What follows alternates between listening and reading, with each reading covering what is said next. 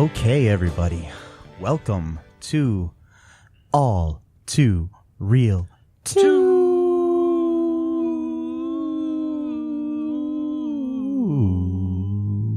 Genie, Genie. Who are you? I'm the genie of the lamp.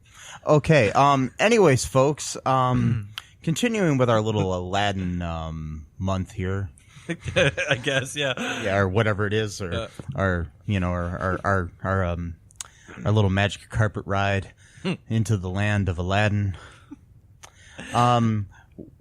Today we're going to be covering the 1986 film Superfantagenio, aka Aladdin, starring Bud Spencer. Yeah. Yes, that Bud Spencer. That Bud Spencer. Yeah, that not the other Bud Spencer. No. Quite possibly the best movie we've ever seen, I think. I think in all the movies we've watched on this show, this is one of them. One of the movies we've watched. Yes, yeah. This is one of them. Man, that theme song, though, that dance pop 80s that really makes you think of Aladdin. Miami beat. Yeah. Genie, Genie, who are you? My favorite song ever. It is a good song. I need to download it as my ringtone. Yeah, I'm me telling too. you. Yeah. Okay, so folks, just to let you know, as we record this movie in its entirety is for free on YouTube. Mm-hmm. So just look it up. Type in Aladdin 1986 and you'll find it. That's what I did. Yep. Yep, that's what I did. That's what you did. And then I made Matt watch it with me. And you had the greatest night of your life, right? Oh, it was good. Yep.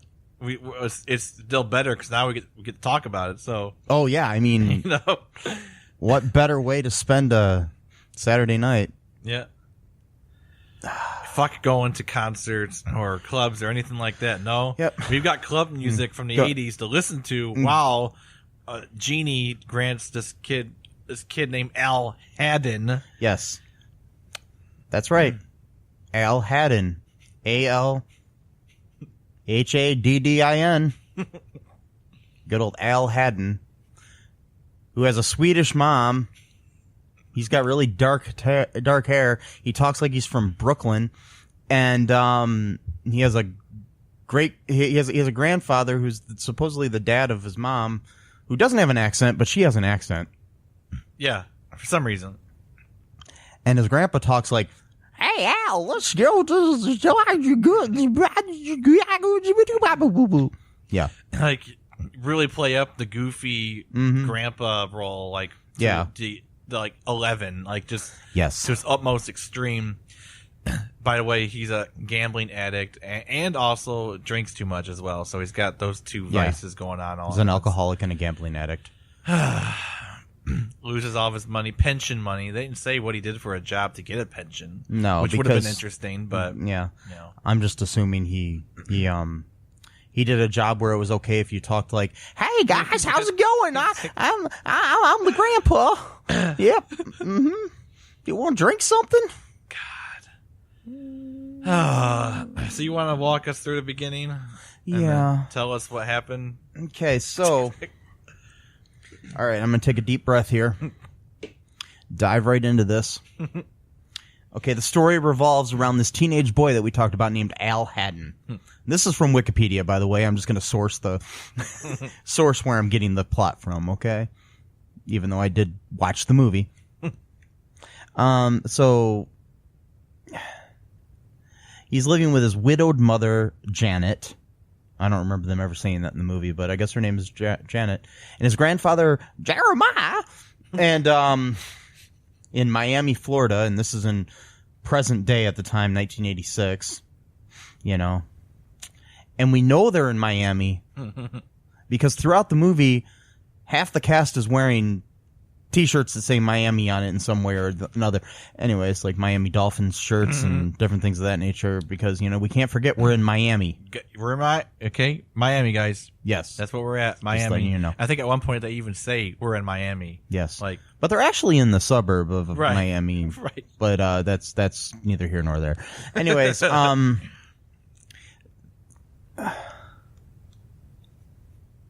so anyways, Al's mom, she works in a nightclub for Monty Suracosa. I don't know where they came up with these fucking names. Anyways, he's a local mobster who runs a citywide protection racket. You know, if you don't know what a protection racket is, that's where they go around and they make you pay to be protected by the mob so nobody hurts you or whatever. And if you don't pay them, then they hurt you. So. Yeah, so... Protection from themselves. Yeah, basically. And so Al works part-time in an antique shop for, you know, called Tony Buys It. Yep, Tony buys it. Yeah, and guess who owns it?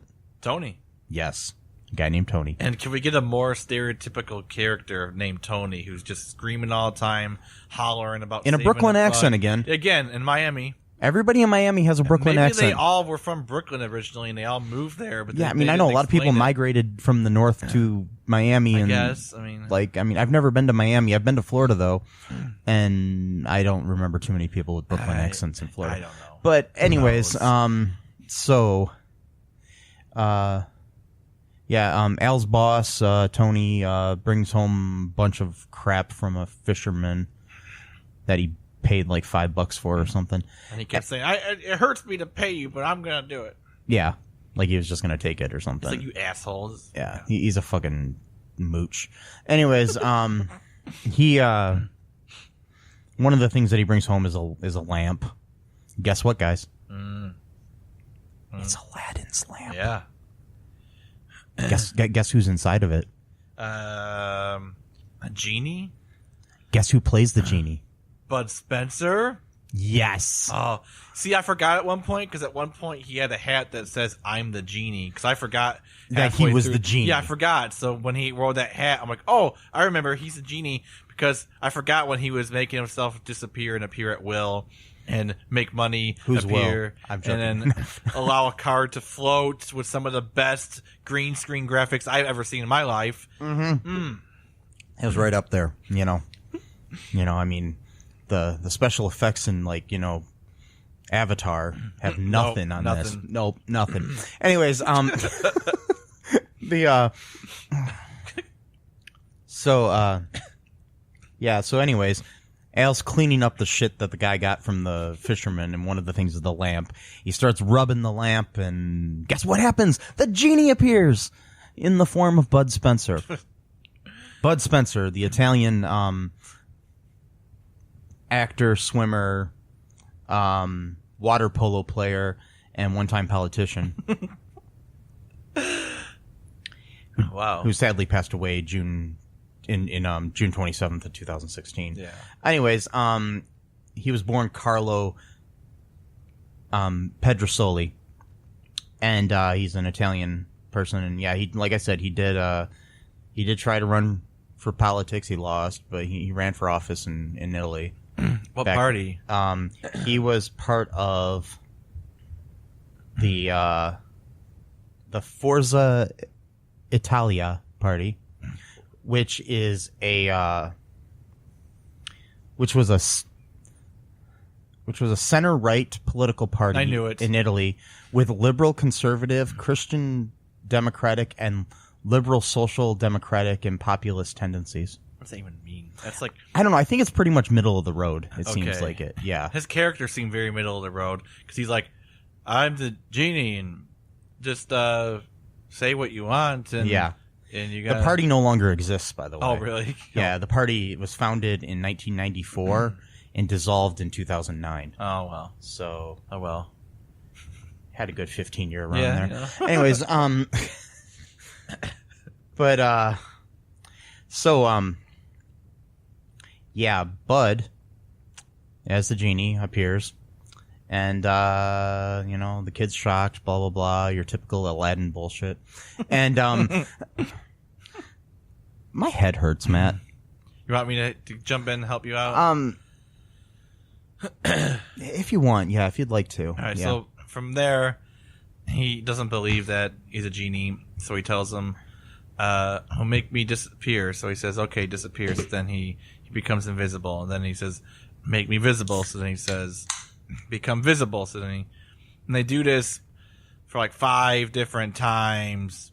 There's another problem with this movie is overextending scenes that really could end about 3 or 4 times before they do. I mean, I'm not going to blame this movie fully on that because that just tended to be a tendency of the 80s. Oh, was it? Okay. I mean, like we're more prone to 2018 editing where scenes don't last as long, and, right? But yeah, we do want to point out though at this point, the genie tells him that he has to say, I want this before something happens, yet then proceeds to just say the thing and doesn't say, I want this before it, and it happens. And then later he says, you need to say, I want this, or it's not going to happen. Right. So he says visible, invisible, and then he does it. And then later on, he goes to the beach where this guy is that's dating this girl that he likes, and he goes, I want to go waste, can I waste these guys? And he goes, go ahead, or nothing's stopping you, or whatever. What you want or whatever. And so then he tries to fight him, and then they kick the shit out of him. And he comes back. It's like, what the hell happened? I said, he goes, I was specific. You gotta say what you want. Okay, so when you say the word invisible, visible, that's fine. But when these kids are kicking the shit out of him, suddenly now the rules matter. Like, yeah. So then he says, I want to kick the shit out of him. Well, he didn't say that, but. And then he beats. And by the way, it reminded me of like Karate Kid. It's on the beach, and they're doing all these karate stuff at the beach. Yeah, and the kid sounds like he's from New York. He's an Italian-looking kid from So there's so much. He's a little Daniel Russo wannabe. Right, but no one will ever be Daniel Russo. Yeah. So does that help you out a little bit? Yeah, and so basically then, okay, he wishes for a car like the rock stars drive. What's that one called? A Rolls Royce. Yeah. Uh-huh. Because, when I think rock stars, I think Rolls Royce. And just to let you know, the people of Rolls Royce, if you would like to sponsor this podcast, you can contact me, Mike at cullenpark.com. I'd be more than happy to talk about the luxury of the Rolls Royce, if you just give me one. Yeah, that would be awesome. Because then I could party like a rock star. Yes. Party like a rock star. A rock star. Party like a rock star. Rock star. Anyways, so the yeah, it was something his late father had always dreamed of, supposedly, the friggin' Rolls Royce. Anyways, oh yeah, that's right. He begins to view the genie as a friend. You get some, Rolls Royce flying in the air bullshit, with great blue screen. God, I hate this movie. Because the bridge was, the drawbridge was, what you call it? The drawbridge was up. You couldn't fly. I mean, you couldn't fly. Couldn't drive. You couldn't drive over it, so you had to fly over. And don't forget though that while they're flying, some guys are pushing the guy off a building. And then all of a sudden, they stop the guy in midair and have a conversation with him that lasts way too long. For like 3 minutes, he's just in the air explaining his whole life story, and then they finally let him in the car. Yeah. Everybody watched this movie. Oh, and I just want to mention this was distributed by Canon Films, who were known for, greats like Masters of the Universe and did so many other greats like Revenge of the Ninja, Enter the Ninja. Doesn't even make any sense. Enter the Ninja. Breakin' and Breakin' 2, Electric Boogaloo. Yes. The Last American Virgin. Missing in Action with Chuck Norris, which was like a Rambo knockoff series that they made like 45 films of or something. Not really. Probably like 3. But anyways, they if you ever get a chance, there is I will tell you this, probably one of the greatest documentaries I've ever seen. It's called Electric Boogaloo: The Wild Untold Story of Canon Films. It is amazing. I highly recommend it. Came out in like 2014. Yeah, go watch that. If you want to watch this movie, go ahead. It's for free. But I do recommend looking up the Electric Boogaloo documentary. Anyways,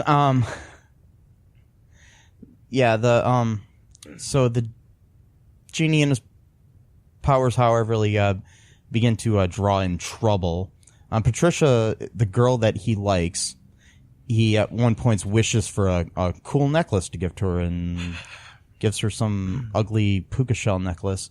And it looks terrible. And then her police sergeant father. By the way, Patricia is played by the daughter of Bud Spencer. Yeah. So that's weird. Anyways, but that's the girl that Al is in love with. Anyways, and then he gives her a shitty necklace that looks like shit. But she loved it, and then he wished for her to, basically in a I don't know. Luckily, it didn't go any further, but she kissed him on the cheek after he wished it to the genie. Yeah, I wrote this down, a Me Too faux pas. So Al gives his crush a shitty necklace and thinks he's owed a kiss because of it. And when she says no, he has the genie hypnotize her to give him a hug and peck on the cheek. Yeah. So there you go. That's awesome, I guess. But yeah, I guess it could have been worse. It could have been, but still kind of creepy. So Al Haddon for you, though. So. Yeah. But everybody's freaking out about the Rolls Royce being there and shit like that. The cops, Patricia's dad is Sergeant O'Connor, who's a police sergeant, obviously, and he's got it out for Al. Thinks Al's a poor losing bastard, and at one point, Al is kidnapped. This movie goes in so many weird directions. I don't know where this came from. And it ended right there. There's no follow up. It was just randomly at one point in the middle of this movie. This was a movie, right? For no reason, too. For no reason. Al's just walking down the street. A van pulls up, and these people take him. I don't think there's any relation between these people and the mobster that his mom's working for. It's just a completely random subplot. I mean, like this film is very I don't know. It's like it could have been a TV series, and like these are different episodes of the That's TV what it series. is. It's choppy. It just goes from one subplot to the other. I mean, like halfway, like the first 30 minutes is pretty solid on the one story. And then, like minute 40, it just starts getting into the police chief thinks that he's a robot. It's been created by the enemy and all this weird shit. And then, randomly you're being kidnapped and we're in an episode of Highway to Heaven or something. Right. I don't know what the fuck that was. But anyways, and it was a child sex trafficking ring. Basically. That's what it was. And so he runs into some friend of his who is quite possibly the greatest actor I've ever seen in my life. Yeah. He's like, I'm so worried, Al. I have no emotion. He's so scared about being... I'm scared because I am kidnapped. Anyways, the genie comes there. He was in jail at that point, too. I'm sorry, I forgot about that because he was driving the wrong way down a one-way street. Yeah, that's right. And he wasn't drunk at that point. No, that was that's different. that. Yeah, and later on he gets arrested for. There's so many freaking. There's so many. There's so much in 90 minutes, man. I know, it's ridiculous. And but anyways, he yeah. Anyways, they turn the people into pigs and bullshit, and they get away, and all the kids are home safe, and then they're celebrating and eating pizza. That's it. That's the end of that subplot. Yeah. There's no follow up. Yeah, the dad of the kid owns a pizza parlor, and they eat pizza. So we just stopped the sex trafficking ring, and that's it. There's no follow up. Don't go to the police about it. Don't. Well, the police are all working for the mobster anyway. So, but that's right. The same police that were having a car chase with the mob's goons. Yeah. Then had a shootout with them, but they're working for him. Okay. There's a lot of holes in these. Yeah. Do you want to take a break, Matt? Yeah, and we'll come back sure. and this is like the longest I've ever had to describe the plot. Because there's so much in 90 minutes. Yeah. But right now we're gonna, take a quick commercial break for some, products and or services of some sort. And, or, whatever, something, I'm gonna just take a break here and drink a caffeine-free Pepsi. Okay, all right, bye. Hi, folks. This is Michael E. Cullen II from the podcast that you're listening to right now, along with manager Matthew Haas. You got promoted? Yes. Damn it. Okay. Anyways, folks, do you like the show Superstore? Well, I don't know. I asked the folks and nobody's answering me because they're not here. Oh, but we love damn it! Yeah, we love it though. Okay, folks, if you like it as much as we do, you're really going to like the Super Story podcast, which is a podcast where Matthew and I go episode by episode and give our little opinions and thoughts on it. Sometimes we have guests, sometimes we don't. Just depends on how we're feeling. Yeah. And, so if you like this podcast and like our little crazy banter, then you should definitely check this out. Or I might get sad. And when I get sad, it gets pretty sad. Yeah, so I can't deal with him when he's sad. Yeah, no one can really. So yeah. So check out Super Story Podcast right here where you get this podcast, Super Story Podcast. Like we don't have to do a whole linear. Okay, yeah, we're back. Yeah. So anyways, so okay, we'll speed through this really quick and then we can talk about the points that we and I hope anybody that, is listening to this, that you watched this wonderful film before you did this. Okay, basically, at one point, the genie gets drunk, gets arrested. Oh, by the way, he drinks like an entire bowl of beer. Like a huge chip bowl, had matches in it, I think. Yeah, of beer. He filled it up with beer and drank it. After he flirted with some random African-American chick who never appears again in the film. Yeah, and who reminded him of someone he knew of Sinbad's girl back in Damascus 300 years ago. And I'm guessing that's why he got drunk, is because he was sad because it reminded him of her. And he again, just like this movie, you think it's going to go somewhere else? No, it just stops there. There's no follow-up. There's no follow-up it's at just, all. Oh, okay. I guess that was his girlfriend or something. And then I mean, it's like I was expecting him to maybe fall in love. By with the way, this this woman was absolutely gorgeous. Oh yeah, she was. I mean, like wow. Need to figure out who that was. But anyways, So basically, he ends up taking out the bad guys. Yeah. In the end, I'm just going to speed right through this, man. Okay, and basically, what ends up happening is, in the end, Al wishes for the genie to be human while they're flying on a magic carpet, being chased by helicopters. Yes, because of the mayor of the town or something, whoever the fuck he is, wants to follow them in helicopters. Because he's tried to dissect. By the way, there was a whole subplot where they tried to. That's right. And chloroform and all this other shit didn't put the genie to sleep, but a can of Coca-Cola did. Just a sip, even. Yes. He took one swig of it and just fell down. But you know what doesn't? What? The great taste of caffeine-free Pepsi. Pepsi, yeah. That does not. Okay, anyways, That's right. His skin is of a rubbery substance. He has no blood. 3 stomachs. Why? Who knows? I don't know. No reason. And like a heart the size of Europe or some bullshit. Anyways, so oh, God. But anyways, they drop the lamp into what I'm reading here was the Bermuda Triangle. Oh my God! I thought I heard him say something about Bermuda. I missed that part in the movie, but that's what the Wikipedia. Well, I was too busy, trying to hear the genie talk and then having Al Haddon keep going, Yahoo! Yahoo! Like a fucking idiot. Yes. Sorry. It was right up there with the I can show you the world. Oh yeah, this scene way better in the 1992 Aladdin. Yes, this was way better than that. Oh yeah, it was. I would take that Yahoo of a 14-year-old boy, Yahoo, over that song any fucking day. God damn it. over one of the greatest Disney songs ever written. Anyways, Yeah. So you had some points that you wanted to bring up from the plot here before we continue on. What do you have here, Matt? Okay, well, I just want, the genie made this very clear at one point because he forgot to mention an important aspect of his job, is that he says, I'm like the opposite of Dracula. I don't work nights. Mind you, the last time he was awake was in 1786, and Dracula wasn't even a thing until the 1800s. So I'm not sure how he knew who Dracula was in between those times of being asleep and awakened 200 years later in 1986. But whatever, he's the opposite of Dracula.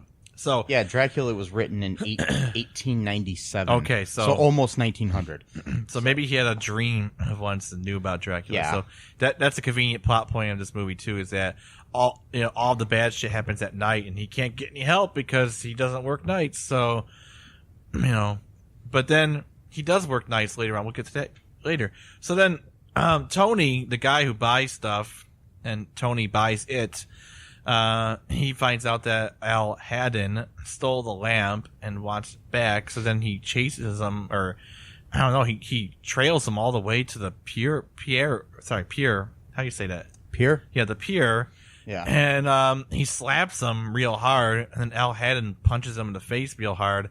And then you saw a typical response to getting the shit kicked out of you by a teenager would be like, holy shit, I gotta stop fighting. No, not Tony. Tony doesn't think like he's a individualist thinker. His response is, I can't believe you had that much power. Do it again. It's like, and then he knocks him into the water. so he punches him into the water. It's like, what kind of weirdo gets knocked down on the ground and thinks, I want to experience that a second time? Tony, who buys it, does. So, well, obviously he didn't buy it the first time. well, no, he didn't. He needed a second reassurance. Yes. There's more I could talk about. Maybe we could do that in a little bit. Yeah, we need to take another break. Yeah, this movie's too hard to. Yeah, I need to like compose myself. Yeah. I know it's a quick back here to break, but when we come back, we'll talk more about some different things like that, and then we'll also get some reviews from IMDb of the movie. Oh God, which will be fun. Okay, all right. Bye for now. Hey folks, this is Michael E. Cullen II from the podcast that you're listening to right now, along with Matthew Haas. We just wanted to tell you about our great podcast called Super. It's called All Too Real. And on that show, what do we do, Matt? We watch biopics, and then we talk about whether or not the movie matched up with the real story or not. So it was a lot more exciting than that, though. Yeah, so we analyze the real story and the real story. Get it? Get it? Real. Yeah, they're spelled differently, folks. You can guess which one I said which way. Uh-huh. Anyways, so sometimes we have guests, sometimes we don't. But we talk about great movies like Shattered Glass and The Social Network and Futile and Stupid Gesture, among others. Those are some of the ones that we've covered so far, and we're going to cover a lot more. So please subscribe on Stitcher, Apple Podcasts, Google Podcasts, wherever you find your great, fun podcasts. And be sure to share it with your friends. Do it. And make sure you're not afraid to get all too real. Bye-bye. Okay, everybody, and we're back. I'm enjoying myself a nice little caffeine-free Pepsi. Pepsi, if you would like to sponsor us, you can contact me at mike@cullenpark.com. Anyways, where were we on your list of the greatness of this movie, Aladdin? Well, we talked about how Tony got beat up by Aladdin and was so surprised at his power that he asked him to hit him again. So he obliged and knocked him into the water. That just shows Tony's personality of someone who does that kind of thing. There was another scene where he keeps trying to get the lamp back, and he's always tracking him, Aladdin down. He finally finds him again. This time, police officers with him, and the genie becomes invisible, and then he returns, this time dressed as a police officer, and he pretends that he's part of the same precinct as the other officer, and just tells El Hedden, hey, just pay the guy, give him some money. So he gives him $100, and he walks away. Everything's good. And the other officer is like, are there sure there's no laws being broken? He's like, no. So that was just a public extortion scene right in the middle of public police officer just saying, just pay the guy. You stole something, but just Good pay Florida him, cops. Pay him off.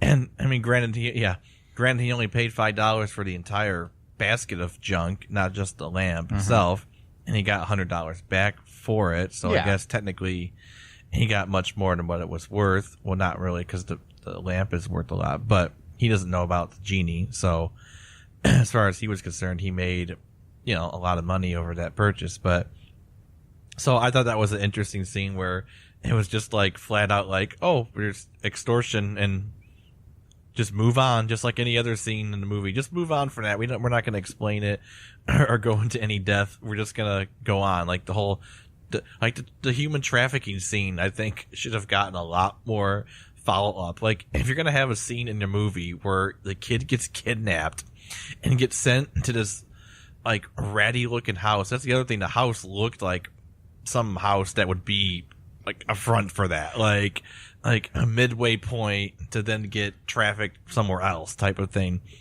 And that woman who was really mean, who apparently, like you said, sleeps on a bed where the sheets are already on. How'd you describe it? She sleeps on top of the sheets. Yeah. In her like, I don't know, school uniform looking outfit that she had on, where like a skirt and whatever, I don't know, but it just like a jumper or something. Yeah. And I'm just like, how can that be comfortable? It's not. She's not comfortable. She was a very mean lady. Yes. Best performance in the movie. I mean, hers and the kid that was really. I'm really scared, Al. I'm scared. Al, help me. Al's like, we'll be all right. Okay, but he said that fine line directly after saying that someone got sent to like Australia or something like that.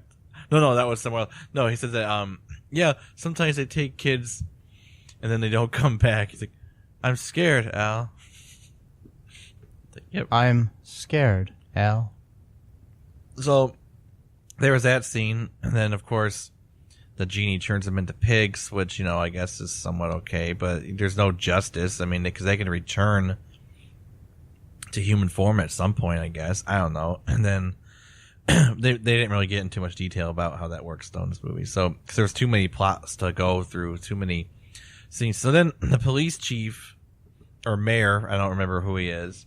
There's this big. Yeah, they never really explained. They don't know who he is. He's just someone who's higher up in the Miami politics, I guess, and he's like obsessed with, like, I guess the Soviet Union or whatever, because he was talking about how a robot has just been invented by the enemy, and he's whoever that is. I'm thinking, and then later on, because remember when? So then he wants the genie to do something with missiles pointing at the Soviet Union or something like that. It's like, this guy's like the mayor of Miami. Like, he has no authority to do anything of like military, like the federal level. Maybe he's the president of the United States and we didn't know. Maybe I don't know. He just lives in sure. Miami. Yeah. Well, President Trump does have his base in Mar-a-Lago, which is not too far from there. Anyway, it makes sense. Yeah. So there's that like plot hole where he wonders if the genie is special because he heard that the enemy built a robot, and because of that, he automatically assumes that the genie is someone special before he even knows all the stuff near the end of the movie. But so even then, he's like, "Oh, the genie must be something that I think is powerful," and then it turns out he is. Oh, so then now he's like, "Well, I need to harness this power for myself so I can do something with missiles with the Soviet Union." I don't remember. We didn't even watch. I think we weren't paying attention during that scene, but I don't know, Mike. It just, Yeah. Do you want to listen to some reviews? oh yes, please. Yes. Okay. Are you done with your little observations, or do you have any more that you wanted to add first? Oh, just the whole thing. Well, when he drinks a huge bowl of beer, the genie drives home drunk. I liked your comment about the low rate Negan 1 and 2 with the baseball bats that trash the house. Who turn into they get turned into cockroaches, and later the other thugs step on them. Yeah, like later on. So there's in the movie, murder in this movie. Yeah, the two guys got trampled upon. There's murder in this, I think, PG rated movie. Yeah, about Aladdin. Yes. Or Aladdin. Yeah. So that's pretty much all. Yeah. Yeah. So we got some reviews here. Most of them are pretty bad, actually. Oh, come on. Okay. So there's 7 out of 10 is one of the higher ones. It's from Gridoon is the person who wrote this review back in 2004. It says corny, episodic, but likable. There is only one way to get through this quote-unquote Aladdin. You must have a high tolerance for corniness.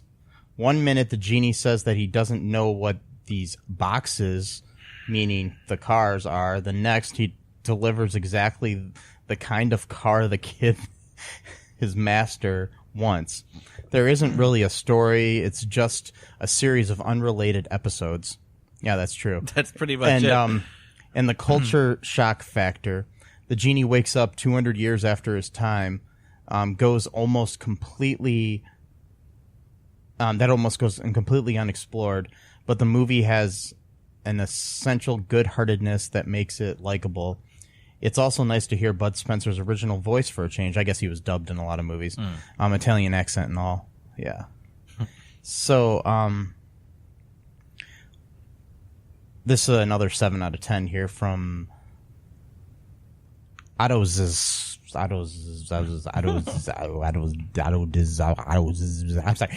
OTTOSZ.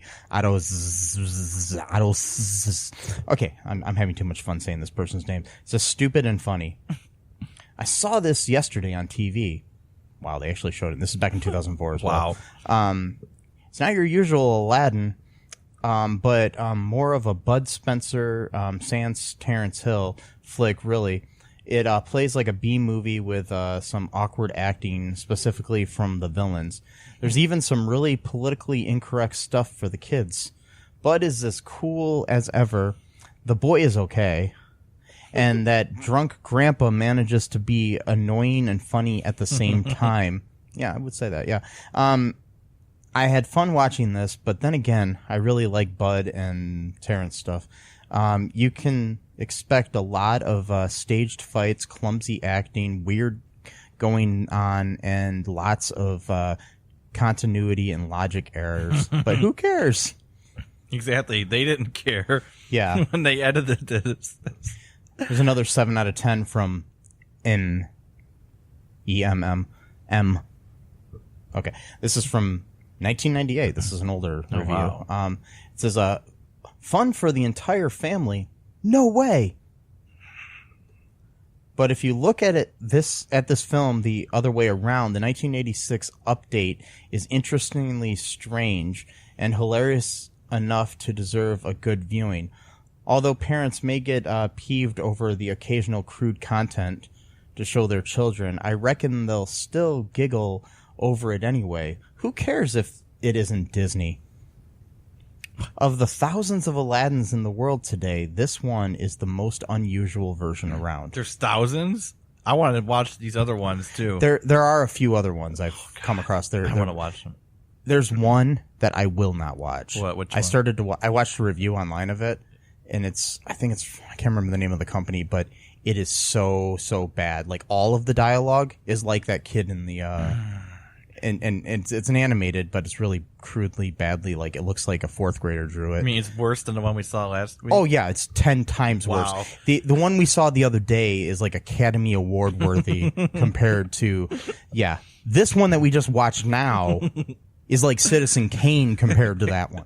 Okay.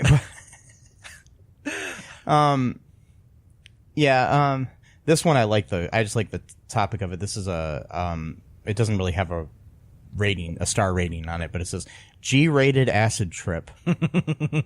Yeah. This is from Dasrick. Maybe it's Dasrick. Wow. Hey everybody, who is that? Boom. Dasrick. Anyways, it's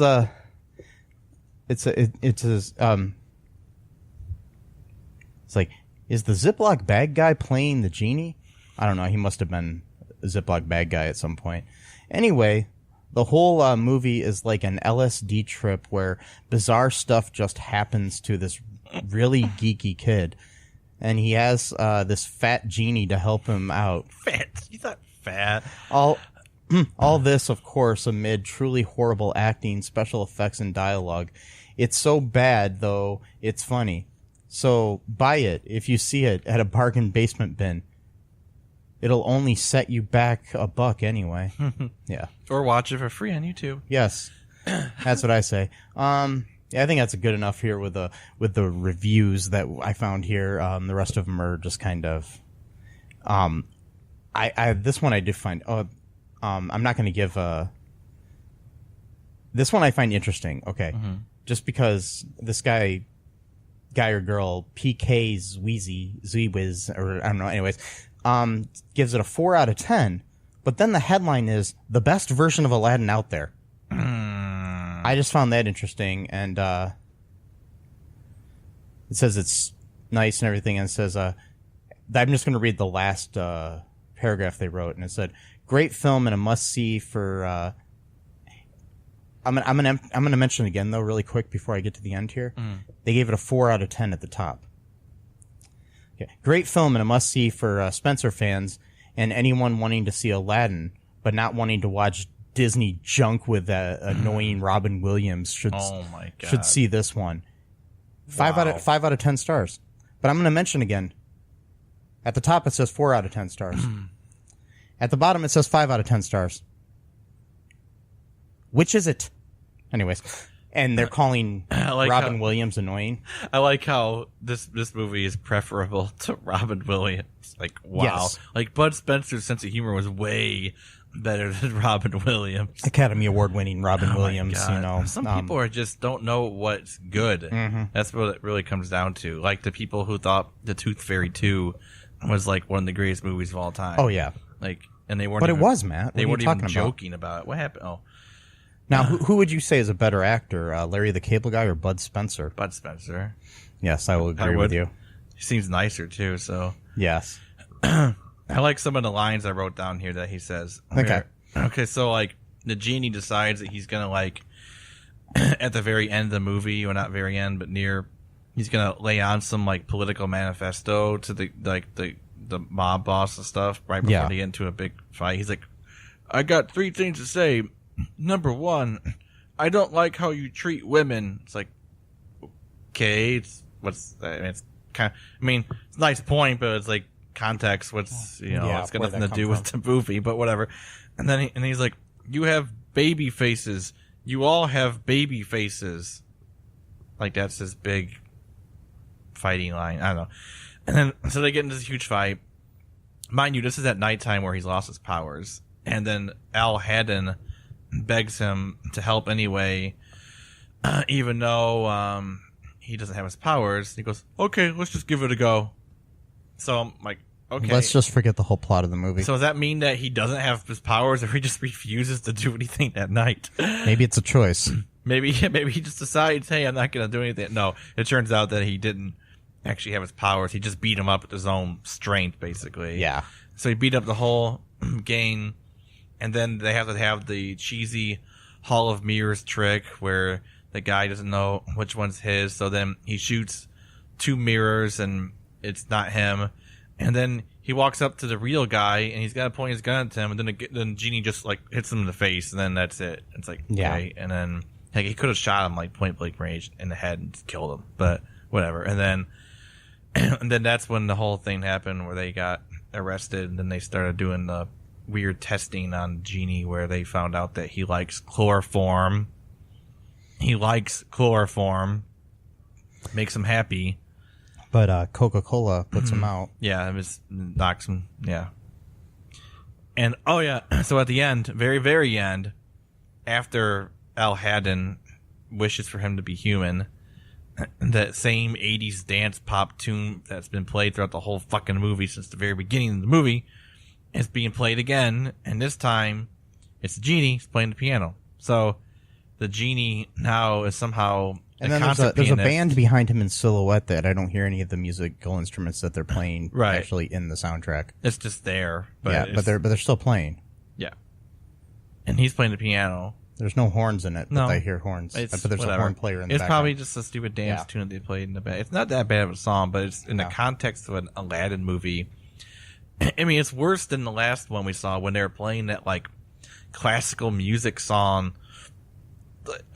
When Aladdin and it wasn't Jasmine. What's her name? I forgot her name. In that one it was Layla or something. Layla get married. They're playing like this dun dun dun dun dun dun dun dun dun dun dun. I'm like, that's not something that you would necessarily hear in Persia at that time. And maybe, but not.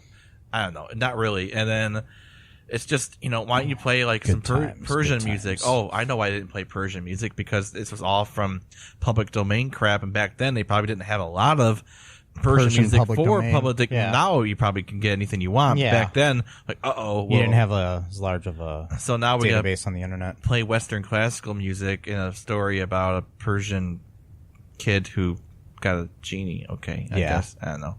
Whatever. Anyway, that's my spiel. Yeah. So, would you recommend anybody watching this movie together with someone else for fun, as a joke? Yes. Not by yourself. So not sadly alone in your... It wouldn't be as funny, I don't think. I love these like coughings that keep going like... No, you're good. You're good. Sorry. You're good. I'm good. So, yeah. But yeah, just like with a friend, someone that you can make fun of it with.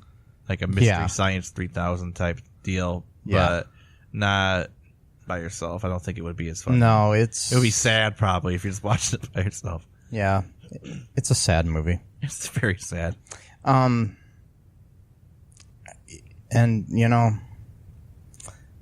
I'm gonna cry. But you know what? What? I think we're gonna watch some more Aladdin movies. Just for the hell of it. We're gonna watch them all. We're gonna even the shitty ones. Really bad. I mean, coming out soon, we have the Will Smith live action Guy Ritchie directed Aladdin movie, and you got to see all of these before that comes out. It's required. You got to get the context. Yeah, before you watch that one, make sure you know the history of Aladdin. Watch every production you can. I even watched the stage production from like Walt Disney or like Disneyland or something like that they used to do. I watched a YouTube video I found of that like last week. Anyways, so yeah, just go out there, folks. Watch as much Aladdin as you can, and we'll be back sometime soon with some more, I don't know, fun, if you want to call it that. If for a matter of speaking, yeah. Matter, yes. Ooh, matter. I like that. Anyways, and matter of fact, that's all we got now. And matter of fact. Sorry. And don't be afraid.